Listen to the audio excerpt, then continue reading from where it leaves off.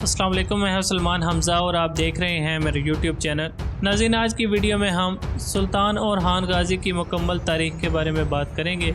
लेकिन वीडियो शुरू करने से पहले आप सब से गुजारिश है कि अगर आप चैनल पर नए हैं तो चैनल को सब्सक्राइब कर दें और साथ में दिए गए बेल आइकन को ज़रूर दबाएं ताकि जब भी हम कोई न्यू वीडियो अपलोड करें तो उसका नोटिफिकेशन आप तक पहुंच जाए। तो चलिए वीडियो को स्टार्ट करते हैं। नाज़रीन, ओरहान गाज़ी, जिसको ओरहान के नाम से भी जाना जाता है, वो सल्तनत उस्मानिया के दूसरे सुल्तान थे। ओरहान गाज़ी 1281 ईस्वी में तुर्की के शुमाल मगरबी शहर सगोत में पैदा हुए। वो उस्मान गाज़ी के बड़े बेटे थे और उस्मान गाज़ी ने अपनी मौत के वक्त अपना जानशीन आप को बनाया था। जिस वक्त ओरहान गाज़ी सुल्तान बने तो उस वक्त इनकी उम्र 42 साल थी।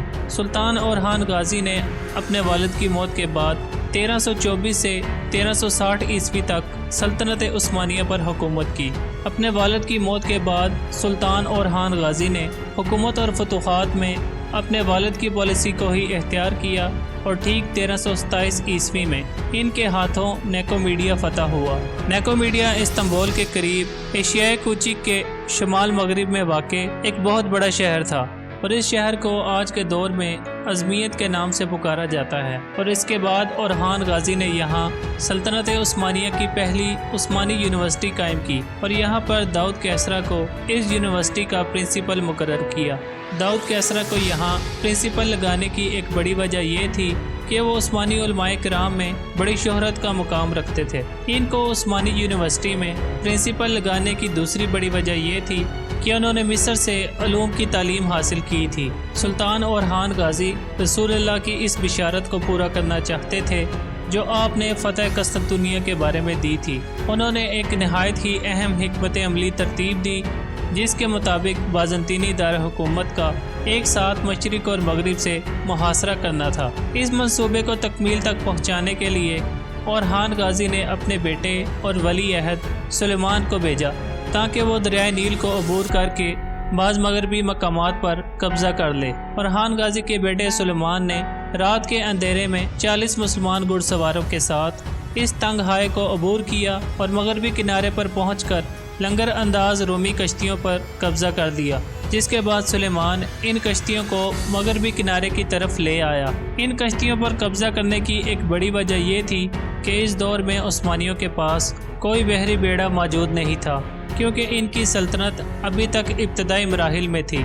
मशरकी किनारे पर पहुंचकर सुलेमान ने अपनी फ़ौजों को हुक्म दिया कि वो इन कश्तियों में सवार होकर यूरोपी साहिल की तरफ पहुंच जाएं और उसके बाद सुलेमान की फ़ौज ने ऐसा ही किया और मुसलमानों ने यूरोपी साहिल पर पहुंचकर किला तरनब की बंदरगाह गालिब बोली, जिसमें किला जनाकला, अब्बासला और रदोसो वाक़या थे, इन सब पर उस्मानियों ने कब्ज़ा कर लिया। ये तमाम शहर और किले तंग हाय में वाक़या थे जो शुमाल से जनूब की तरफ दूर तक फैले हुए थे।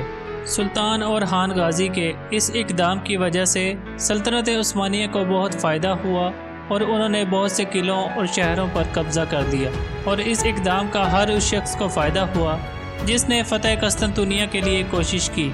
नाज़रीन, सुल्तान ओरहान गाज़ी की ज़िंदगी का सबसे बड़ा कारनामा ये था कि इसने एक इस्लामी लश्कर बनाया और इसे एक खास फ़ौजी निज़ाम का पाबंद बनाने के लिए इसकी मंसूबा बंदी करना शामिल था। ये लश्कर कई यूनिटों पर तकसीम था और हर यूनिट में तकरीबन 10,000 सिपाही मौजूद थे और इस बड़े लश्कर पर माल गनीमत का 5वां बड़ा हिस्सा खर्च होता था। सुल्तान ओरहान गाज़ी की ज़िंदगी का यह शानदार कारनामा था क्योंकि ये एक बाकायदा फ़ौज थी और इससे पहले लोग सिर्फ जंग के लिए रज़ाकराना तौर पर जमा होते थे। सुल्तान ने इस लश्कर के लिए छावनियाँ बनाई जहाँ लोगों को जंग की ट्रेनिंग दी जाती थी। सुल्तान ओरहान गाज़ी ने इसमें एक और फ़ौजी लश्कर का इजाफ़ा किया जिसको इनकिशारिया के नाम से पहचाना जाता था और इस लश्कर में उन नए मुसलमानों को शामिल किया गया जो सल्तनत के वसी होने की वजह से उस्मानी सल्तनत के शहरी बन गए थे। और अब नाजरीन, हम बात करेंगे ओरहान गाज़ी की दाखिला और खारजा पॉलिसी के हवाले से। ओरहान गाज़ी की तमाम गज़ावात रूमियों के खिलाफ थी, लेकिन जब 1336 ईस्वी में कराची के अमीर की वफ़ात का वाक़या पेश आया तो उस वक्त कराची के बेटों में इक़्तिदार के लिए लड़ाइयाँ शुरू हो गईं। सुल्तान ओरहान गाज़ी ने इस मौके से फ़ायदा उठाया और इस अमारात पर कब्ज़ा कर लिया।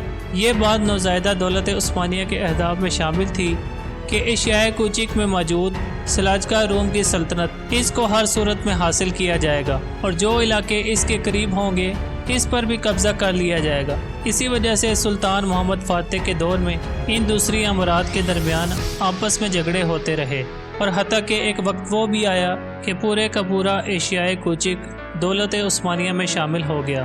ناظرین، اورحان غازی کی سفارتکاری کا ایک اور بڑا کارنامہ یہ تھا کہ اس نے بڑی ہنرمندی سے اپنے ہمسائے کانتاکوزینوس کی بیٹی تھیوڈورا کے ساتھ شادی کی، جس کے بعد ان دونوں کے درمیان اتحاد قائم ہو گیا، اور اس شادی کی وجہ سے اورحان غازی نے اپنی سیاسی حیثیت کو مزید مضبوط کیا۔ ناظرین، اورحان غازی کو ایک دور اندیش رہنما کے طور پر یاد کیا جاتا ہے جس نے عثمانی سلطنت کے اقتدار میں مزید اضافہ کیا۔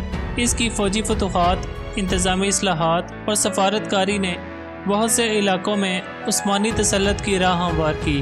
یہ اورحان غازی ہی تھے جنہوں نے اس چھوٹی سرحدی ریاست کو ایک علاقائی طاقت میں تبدیل کر دیا۔ اورحان غازی کی موت 1362 عیسوی میں ہوئی۔